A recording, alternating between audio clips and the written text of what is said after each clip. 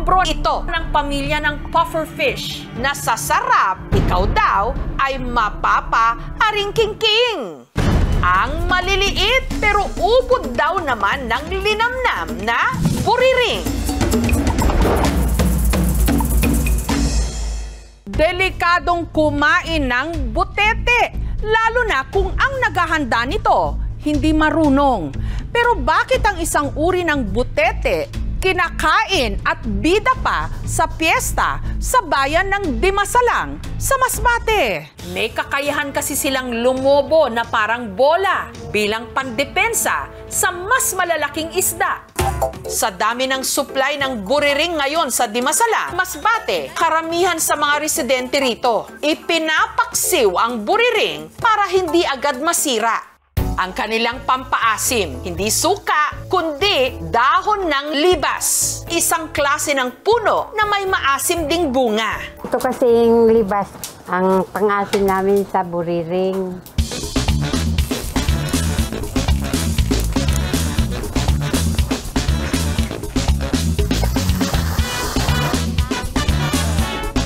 At luto na po ang paksiw na buriring.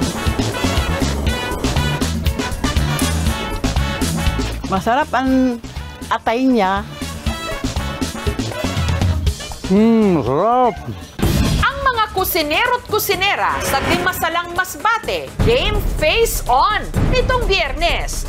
Magtatagisan kasi sila sa pagluluto ng buriring.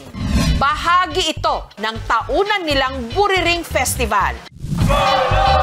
Isa sa mga kasali sa cook-off, si Laura. Ang ibibida naman niyang recipe, kinamatisang buriring, na sinahugan niya ng dinaing na buriring na siya mismo ang nagbilad.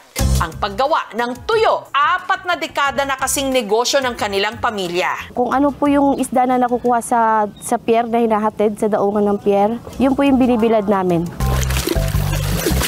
Ang mga isdang nabili ni na Laura, mabusisi niyang nilinis. Ang pagbabanlaw po talaga is 3. Pero pag sa tingin nyo po na medyo malagkit pa siya, pwede po natin siyang i-4 na banlaw. Pag hindi rin po siya mahugasan ng maayos, iba po yung texture niya, iba po yung itsura niya, hindi ganun kakintab. Hindi na rin daw nila ito nilalagyan ng asin. Yung asin po yung nagkukos din na nagmo-moist siya pag nakasako na.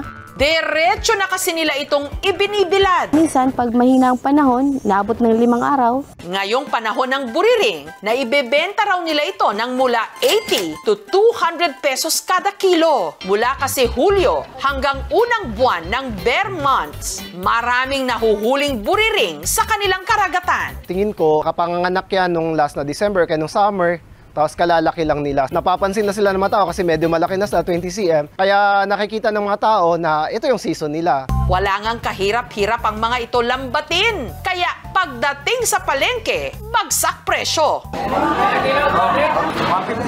Ang pinakamalinis ko po na kinikita sa per banyera, 1,000 po. Kaya pag napaubos ko po yung 10 banyera, 10,000.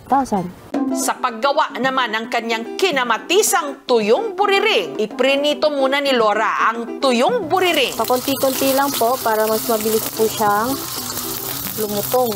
Sa hiwalay na kawali, naggisa siya ng bawang at sibuyas, kamatis, at saka inilagay ang iprinitong dried buriring at alugbati. Kahit tuyo na siya, tas pinakrunchy mo, tas iginisa mo, mas malambot, mas masarap siya.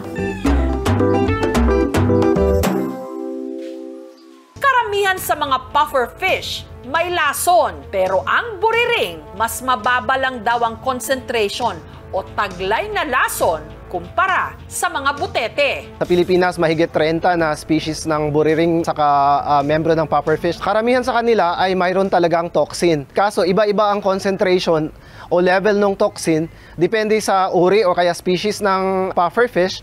Saka depende rin sa party ng katawan nila. So yung buriring, tiningnan natin, Arostron manilensis, ang nakalagay doon, harmless siya. So ibig sabihin, kinakategorize siya madalas na hindi naman siya masyadong malakas nakakalason. Pero may lason pa rin siya. Kaya tingin ko naging practice ng mga tao, lalo na sa mga coastal area na mangingisda, na kinakain nila ang buriring. Dahil nga, in general nga, medyo mababa ang lason nitong buriring o yung Arostron manilensis.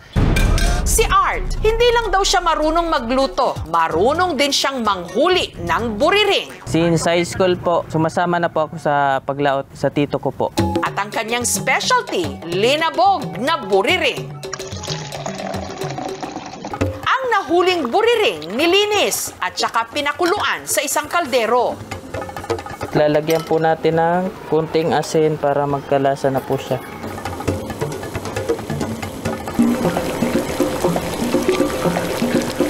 Nung lumambot, isa-isang tinanggal ang ulo at tinik ng isda. Hinimay ang laman. At saka iginisa. Sunod na ibinuhos ang kakang gata, tinimplahan ng pampalasa. At saka nilagyan ng dahon ng malunggay, pampasustansya. Mas masarap daw ang nilabog na buriring kapag ito'y nagmamantika.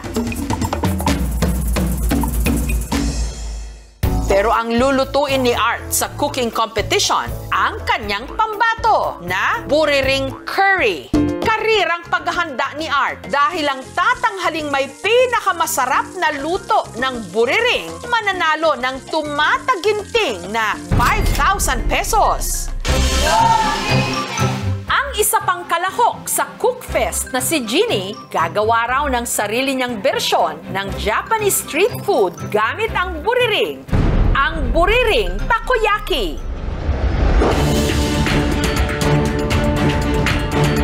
Mga lutong buriring, isa-isa nang inihain at tinikman ng mga hurado.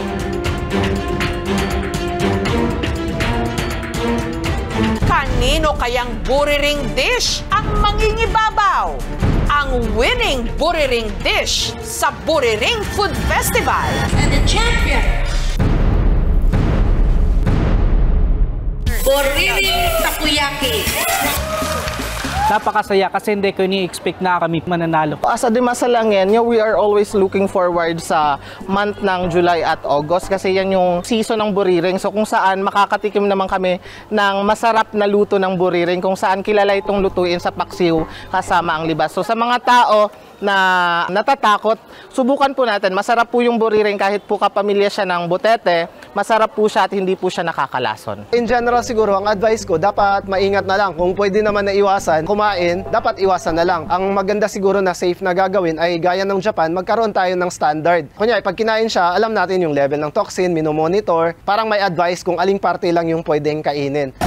Ang hapag ng mga tiga-Dimasalang sa Masbate, hindi raw boring dahil sa nagsasarapan nilang luto ng buriring. Thank you for watching, mga kapuso. Kung nagustuhan niyo po ang videong ito, subscribe na sa GMA Public Affairs YouTube channel. And don't forget to hit the bell button for our latest updates.